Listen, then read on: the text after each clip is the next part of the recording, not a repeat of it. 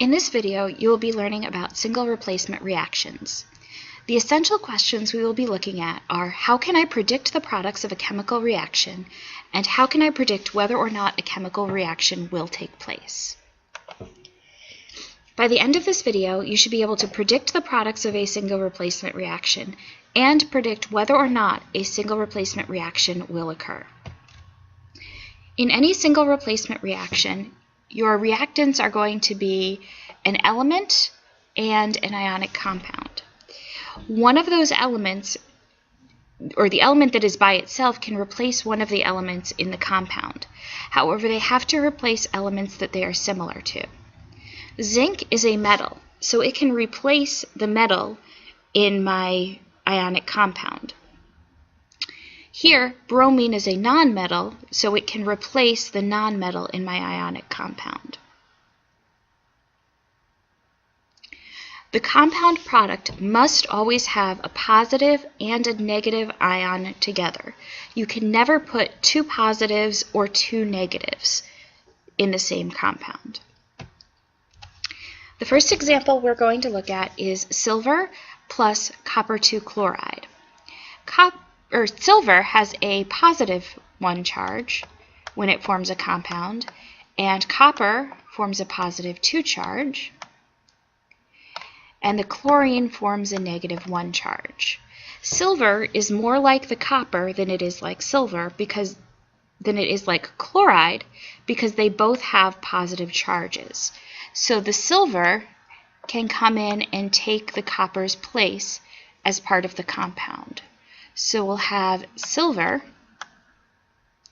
now combined with the chloride, and copper is off by itself. For the compound, we do need to look up the charges and crisscross. Silver forms a +1, chloride is a -1, so it becomes AgCl. For my element, I just look to see whether something is diatomic, and copper is not diatomic, so there are no subscripts. To balance this, I have 1 silver on the left, 1 silver on the right, 1 copper on the left, 1 copper on the right, but there's 2 chlorides on the left and only 1 on the right. So to balance that, I need a coefficient of 2 in front of my silver chloride product and a coefficient of 2 in front of the silver to balance that out. Now we need to determine whether or not this reaction will actually take place. To do that, we're going to find the 2 ions that change places on table J. Silver and copper are both very close to the bottom of the table.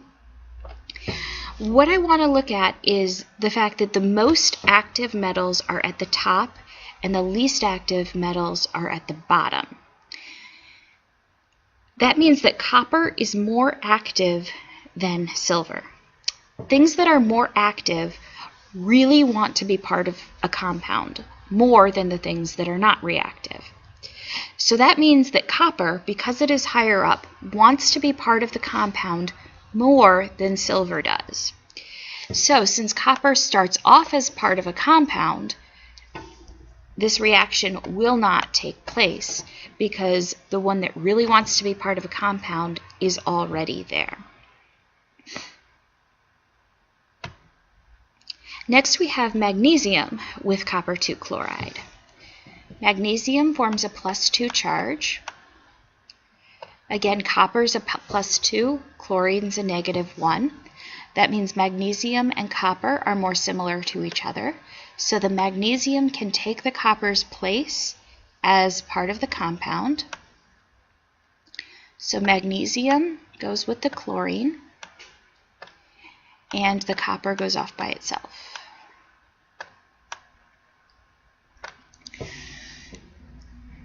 Now, for the subscripts on the compound, magnesium has a +2 charge, chlorine has a -1 charge. So when I crisscross, I will get MgCl2. Copper, as a pure element, it is not a diatomic, so it does not get a subscript. Balancing, 1 magnesium on both sides, 1 copper, and 2 chlorines. So this is already balanced. And then to determine whether it's going to take place or not, I need to find magnesium and copper on table J. Magnesium is higher than copper is, so I know that magnesium really wants to be part of the compound. It starts out, it's not part of the compound, but when the reaction takes place, it becomes part of the compound. So this reaction will take place because magnesium ends up as part of the compound like it wants to be. Next we have aluminum and copper chloride. Aluminum forms a +3 charge. Again, copper is also positive, so the aluminum and copper can switch places. So aluminum goes with the chlorine, and the copper goes off by itself. For the compound, I need to look up the charges and crisscross. Aluminum is +3, chlorine is -1, so I have AlCl3. The copper by itself, copper is not a diatomic, so there is no subscript on it. To balance, the aluminums are good, the coppers look good, but there's 2 chlorines on the left and 3 on the right, which means I need to get to a total of 6 chlorines, so a coefficient of 3 in front of the copper chloride, a coefficient of 2 in front of the aluminum chloride, which also changes the aluminums and copper, so I need a 2 in front of the aluminum and a 3 in front of the copper. Now to determine whether or not it will take place, I need to find aluminum, which is up here, and copper is down toward the bottom. Since aluminum is higher, it wants to be part of the compound more than copper does. It ends up as part of the compound, so this reaction will take place. Next we have chlorine and sodium bromide. This one's different because chlorine is a nonmetal, so chlorine forms a -1 charge. Sodium is +1 and bromine is -1. So chlorine is more like bromine. So the chlorine can come in and take bromine's place as part of the compound. So sodium, instead of being with bromine, is going to end up with the chlorine, and bromine gets kicked off by itself. For my compound, sodium is +1, chlorine is -1, so when I crisscross, I get NaCl. Bromine here is a pure element, which is one of the diatomics, so it gets a subscript of 2. I have 2 chlorines on the left, so I need 2 sodium chlorides on the right, which means I need a 2 in front of the NaBr, and that also balances out the bromines. Now again, I need to find the 2 things that switched places on table J. That would be chlorine and bromine. The most active nonmetals are at the top. The least active, again, are at the bottom. Here we can see that chlorine is more active than bromine, meaning chlorine wants to be part of the compound more than bromine does.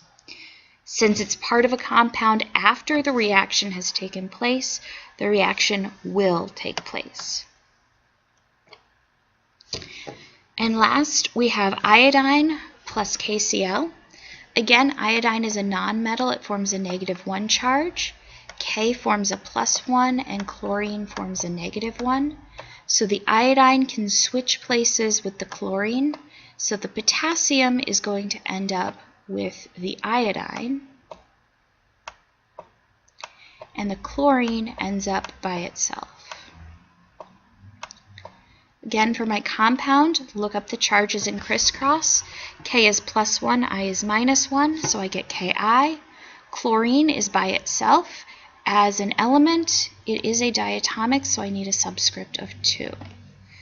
To balance this, I have 2 iodines on the left, so I need a coefficient of 2 here, which means I need a coefficient of 2 in front of the KCl, which also balances out the chlorines.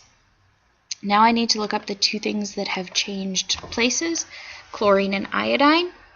Chlorine is higher, meaning it is more active, which means it wants to be part of the product more than the iodine does. So since it starts out as part of the compound, it will not react because it wants to stay as part of the compound. So no reaction will take place. So remember, for a single replacement reaction, you will start with an element and a compound, and you will end with a different element and a different compound. But the compound always has to contain a positive and a negative ion. Crisscross the charges to find the subscripts on your compound, and double check your diatomics to see if there should be any subscripts on your element. Then, to see if the reaction will take place, look on table J at the two things that have changed places. Those must be in the same column. The thing that is higher up wants to be part of the compound. If it's part of the compound as part of the reactants, no reaction will take place. If the reaction allows it to become part of a compound, the reaction will take place.